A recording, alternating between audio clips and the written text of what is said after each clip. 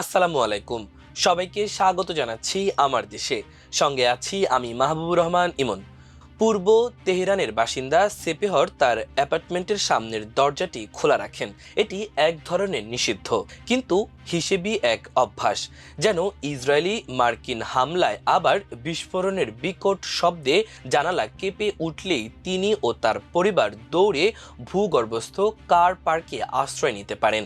জ্বলন্ত তেল স্থাপনা থেকে ওঠা ঘন ও বিষাক্ত ধোঁয়া যখন 1 কোটি মানুষের শহর তেহরানকে ঢেকে ফেলছে, তখন সীমাহীন এক যুদ্ধের বাস্তবতা ধীরে ধীরে স্পষ্ট হয়ে উঠছে।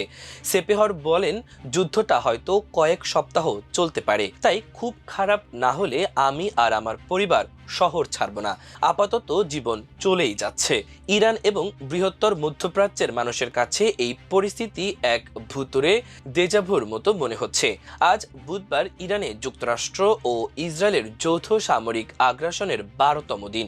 2025 সালের জুনে সংঘাতের সময় যুক্তরাষ্ট্রের মধ্যস্থতায় ইরান ও ইসরায়েলের মধ্যে এক নাজুক যুদ্ধবিরতি কার্যকর হয়, যা টানা 12 দিনের তীব্র বোমাবর্ষণের অবসান ঘটায়। সেই সময় ইসরায়েলি হামলায় ইরানের শীর্ষ সামরিক নেতা সহ শত শত বেসামরিক মানুষ নিহত হন। অন্যদিকে ইসরায়েলে নিহত হন 28 জন। কাতারে যুক্তরাষ্ট্রের আল উদেইদ বিমান ঘাঁটিতে ইরানের প্রতীকী ক্ষেপণাস্ত্র হামলা ছিল সেই 12 দিনের যুদ্ধের শেষ অধ্যায়। কিন্তু এবার পরিস্থিতি অঞ্চল এবং বিশ্ব উভয়ের জন্য অনেক বেশি বিপজ্জনক হয়ে উঠেছে।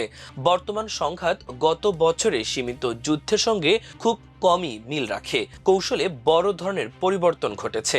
আগে যেখানে লক্ষ্য ছিল ইরানের পারমাণবিক অবকাঠামো ক্ষতিগ্রস্ত করা, এবার তা রূপ নিয়েছে ইরানের নেতৃত্বকে নির্মূল করার ডিক্যাপিটেশন হামলায়।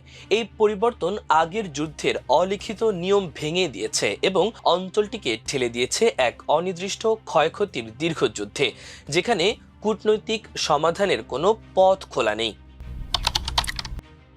2025 সালের জুনের যুদ্ধে ইসরায়েল ও যুক্তরাষ্ট্রের বাহিনী মূলত নাতাঞ্জ, ফোর্দো এবং ইস্পাহানের নির্দিষ্ট পারমাণবিক ও সামরিক স্থাপনাগুলোতেই লক্ষ্যবস্তু করেছিল।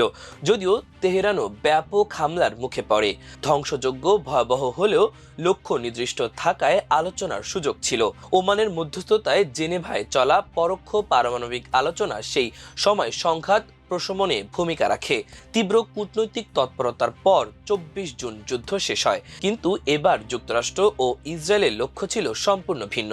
2026 সালের 28 ফেব্রুয়ারি ইসরায়েলের প্রথম হামলায় তেহরানের ইরানের সর্বোচ্চ নেতা আয়াতুল্লাহ আলী খামিনি এবং তার পরিবারের কয়েকজন সদস্য নিহত হন। এই হামলার পেছনে ধারণা ছিল রাষ্ট্রপ্রধানকে সরিয়ে দিলে সরকার দ্রুত আত্মসমর্পণ করবে, কিন্তু তা ঘটেনি। বরং খামিনির দ্বিতীয় ছেলে মুস্তফা হোসেনি খামিনিকে নতুন সর্বোচ্চ নেতা হিসেবে বেছে নেওয়া হয়েছে। শক্তিশালী Islamic revolutionary guard corps IRGC এবং গুরুত্বপূর্ণ নেতারা তার প্রতি আনুগত্য ঘোষণা করেছেন। যুক্তরাষ্ট্রের প্রেসিডেন্ট ডোনাল্ড ট্রাম্প কখনো ইরানের নিঃশর্ত আত্মসমর্পণ দাবি করেছেন, কখনো দেশটির জনগণকে বিদ্রোহের আহ্বান জানিয়েছেন, আবার কখনো পক্ষ বদলালে সামরিক কমান্ডারদের সাধারণ ক্ষমা দেওয়ার প্রস্তাব দিয়েছেন।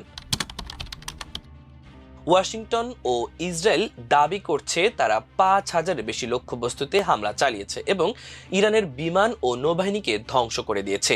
তবুও তেহরানের সরকার ভেঙে পড়েনি। ইরানের দাবি, যুদ্ধ শুরু হওয়ার পর থেকে যুক্তরাষ্ট্র ও ইসরায়েল দেশটির প্রায় 10,000 বেসামরিক স্থাপনায় বোমা হামলা চালিয়েছে এবং এতে 1300 জনের বেশি সাধারণ মানুষ নিহত হয়েছেন। ইরানের সর্বোচ্চ নেতাকে হত্যা করলে রাষ্ট্রযন্ত্র ভেঙে পড়বে, এই ধারণা ইরানের সামরিক নীতিকে গুরুতর ভুলভাবে বোঝার ফল। বিশ্লেষকদের মতে তেহরান গত 2 দশক ধরে ঠিক এই ধরনের পরিস্থিতি মোকাবেলার জন্য একটি কাঠামো তৈরি করেছে। IRGCর তৈরি বিকেন্দ্রীকৃত মোজাইক প্রতিরক্ষা ধারণা, কমান্ড ও নিয়ন্ত্রণ ব্যবস্থা বিভিন্ন আঞ্চলিক স্তরে ছড়িয়ে দেওয়া হয়েছে। এর সঙ্গে যুক্ত রয়েছে চতুর্থ উত্তরসূরি পরিকল্পনা। ফলে শীর্ষ নেতারা নিহত হলেও বা কেন্দ্রীয় যোগাযোগ বিচ্ছিন্ন হলেও স্থানীয় যুদ্ধ ইউনিটগুলো নিজস্ব সিদ্ধান্তে যুদ্ধ চালিয়ে যেতে পারে। ফলস্বরূপ ইরানি নেতৃত্ব দ্রুত মুস্তফা খামিনিকে নতুন সর্বোচ্চ নেতা হিসেবে নিয়োগ দেয়। একই সঙ্গে ইরানের বিশাল ক্ষেপণাস্ত্র বাহিনী হামলা অব্যাহত রাখে। স্বল্প ও মাঝারি পাল্লার ব্যালিস্টিক ক্ষেপণাস্ত্র এবং ড্রোনের ঝাঁক ব্যবহার করে ইরান সময়কেই এক ধরনের কৌশলগত অস্ত্রে পরিণত করেছে। তাদের লক্ষ্য ইসরায়েলের প্রতিরক্ষা ক্ষেপণাস্ত্র মজুদ কমিয়ে আনা এবং ধারাবাহিক হামলার মাধ্যমে অর্থনীতিকে অচল করে দেওয়া। কূটনৈতিক সমাধানের কোনো পথ না থাকায় যুদ্ধটি পুরো অঞ্চলে ছড়িয়ে পড়েছে।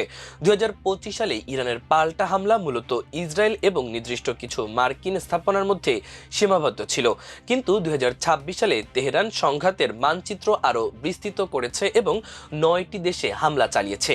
বাহরাইন, কুয়েত, কাতার, সৌদি আরব, ওমান এবং সংযুক্ত আরব আমিরাত সহ উপসাগরীয় সব দেশে যুক্তরাষ্ট্রের সামরিক উপস্থিতি ও বেসামরিক অবকাঠামোর ওপর ক্ষেপণাস্ত্র ও ড্রোন হামলা হয়েছে। ইরানি সামরিক বাহিনী হরমুজ প্রণালীতে জাহাজ চলাচলেও সীমিত করেছে। এর ফলে ব্রেন্ট ক্রুড তেলের দাম ব্যারেল প্রতি $100 ছাড়িয়ে গেছে এবং অস্থিরভাবে ওঠানামা করছে। বিশ্বজুড়ে জ্বালানি সংকটের আশঙ্কা তৈরি হয়েছে। Centre for strategic and international স্টাডিজের CSIS হিসাব অনুযায়ী অপারেশন এপিক ফিউরির প্রথম 100 ঘন্টাতেই যুক্তরাষ্ট্রের খরচ হয়েছে প্রায় $3.7 বিলিয়ন, যার বেশিরভাগই ছিল বাজেটের বাইরে। গাজা ও লেবাননে দীর্ঘ যুদ্ধের অর্থনৈতিক চাপে আগে থেকেই বিপর্যস্ত ইসরায়েলও অভ্যন্তরীণ চাপ বাড়ছে। প্রতিদিন সাইরেন বাজায় লাখ লাখ মানুষকে বাংকারে আশ্রয় নিতে হচ্ছে। রাজনীতিবিদ ও জেনারেলরা যখন জয় শব্দটির নতুন সংজ্ঞা নিয়ে তর্ক করছেন, তখন সাধারণ মানুষ বহন করছে যুদ্ধের প্রকৃত মূল্য। এখন পর্যন্ত ইরানে অন্তত 1255 জন নিহত হয়েছেন, লেবাননে নিহত 570 জন, ইসরায়েলে 13 জন এবং 8 জন মার্কিন সেনা নিহত হয়েছেন। ইরানে নিহতের মধ্যে 200 শিশু এবং 11 জন স্বাস্থ্যকর্মী রয়েছেন।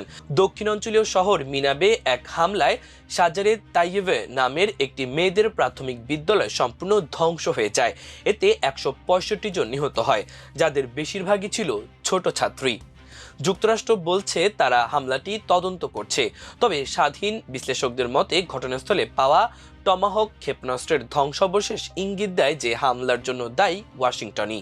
ডোনাল্ড ট্রাম্প সম্প্রতি দাবি করেছেন যুদ্ধ খুব শীঘ্রই শেষ হয়ে যাবে, কিন্তু বাস্তবতা অন্য কথা বলছে। মিনাবের ধ্বংসস্তূপের ভেতরে এক শোকাহত মানুষ 7 বছরের এক শিশুর দেহাবশেষ বুকে জড়িয়ে আকাশের দিকে তাকিয়ে যুদ্ধাপরাধের অভিযোগ করে চিৎকার করছিলেন।